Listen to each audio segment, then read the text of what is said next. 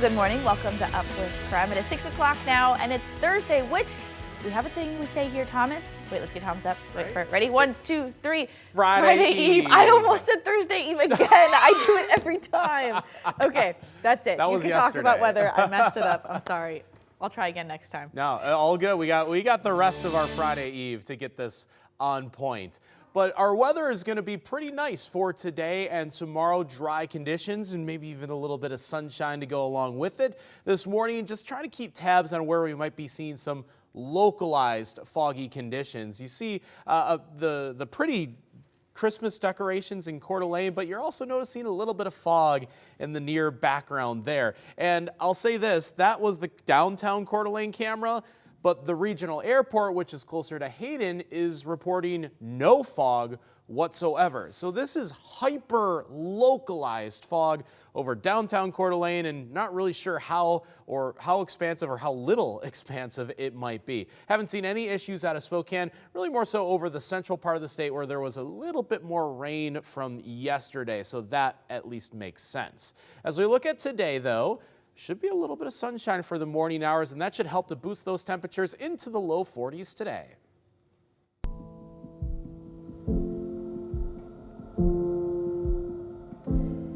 The University of Idaho is taking down the house on King Road in just a few hours. The home is where 4 students, Ethan Chapin, Xander Kernodle, Madison Mogan, and Kaylee Consalvis, were killed last year. KREM 2's Brandon T. Jones is live in Moscow right now. And Brandon, you'll be there all morning as they start this process, right?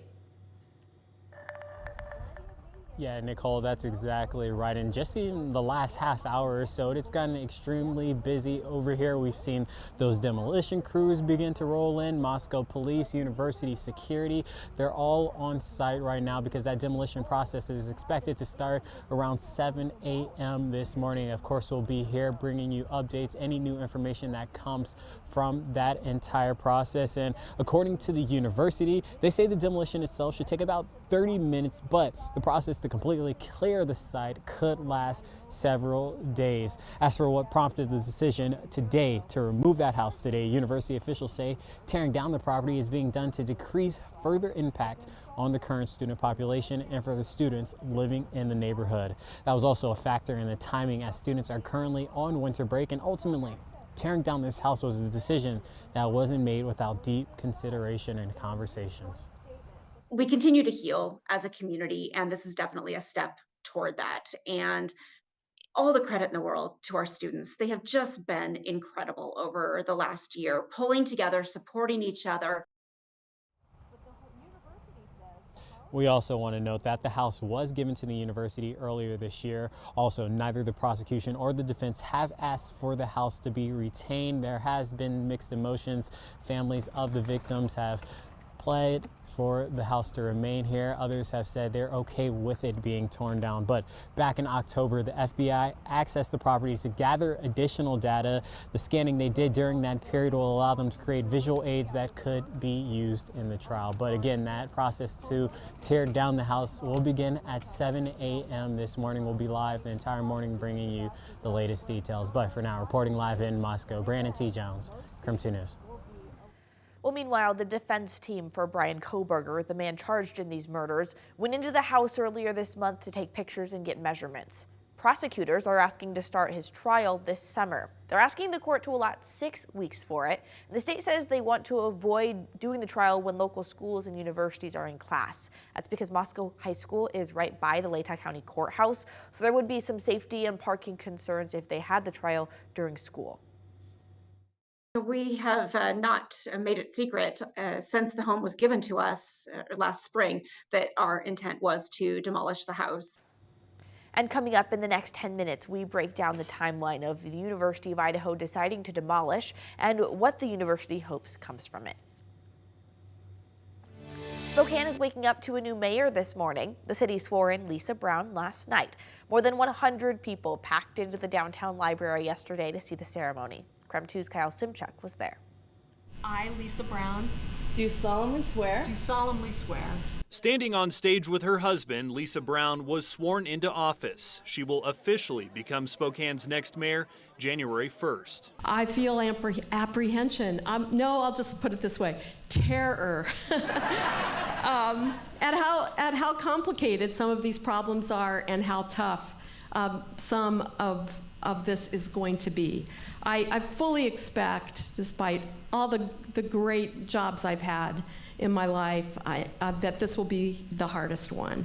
Spokane's new city council president, Betsy Wilkerson, hosted the ceremony inside the downtown Spokane Library. We are here to celebrate a new chapter in Spokane's history and new leadership. Not saying the old was bad, but we're going forward.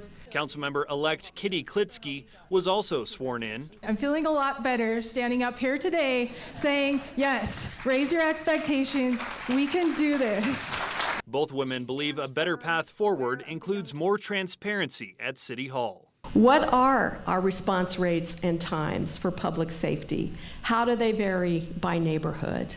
What do we think they should be? How many of our kids are ready for kindergarten? I can tell you it's not enough. And what are we going to do together to improve that? How many people are sleeping outside unsheltered? And how many places do we have for them to be? In Spokane, Kyle Simchuk, KREM 2 News. Idaho passed a law this year to ban gender-affirming care for kids, but now that law will not go into effect next year. A federal judge blocked the law until the courts can make a ruling on the lawsuit against the ban. Lawmakers signed House Bill 71 into law in April. It outlaws gender-affirming care for kids, care like puberty blockers, hormones, and surgeries. Doctors could spend up to 10 years in prison if they're found guilty of giving kids the care like this. After the law passed, 2 families filed a lawsuit against the state. At first, the law was going to go into effect on January 1st, but now it cannot until the lawsuit is settled. For us, it's very important, and we will continue to work with the community, with impacted individuals, to make sure that their rights are protected. And we will continue to fight vigorously to defend the rights of transgendered youth in this state as the state continues to bring on attacks on their existence. Idaho's Attorney General Raul Labrador gave a statement. He said in part, quote, "Judge Windmill's ruling places children at risk of irreversible harm. We are taking immediate action to appeal this decision and are confident that correction will come," end quote. Still ahead in our next half hour of Up with KREM, we're going to go over other laws in both Washington and Idaho that will be going into effect in the new year. Time is now 6:08, and as we look at our weather forecast for today, should be a fairly mild day with the help of a little bit of sunshine. That should boost our temperatures into the 40s later on. We're still above the freezing mark in Spokane at 33. A few spots slipping beneath that threshold are at 27 in Deer Park, the cold spot for the inland northwest. It's 28 in Moses Lake and 30 for Coeur d'Alene and Sandpoint. But it is quiet, it is dry for the inland northwest. Just some showers on the west side, and none of that rainfall or moisture will make it towards the inland northwest. So it should be a drier pair of days ahead of us. As we look ahead at New Year's Day and New Year's Eve, it is trending slightly above average temperature-wise, but we will track a few showers over this weekend. We'll time out when to expect any more rain before the end of the year, all coming up.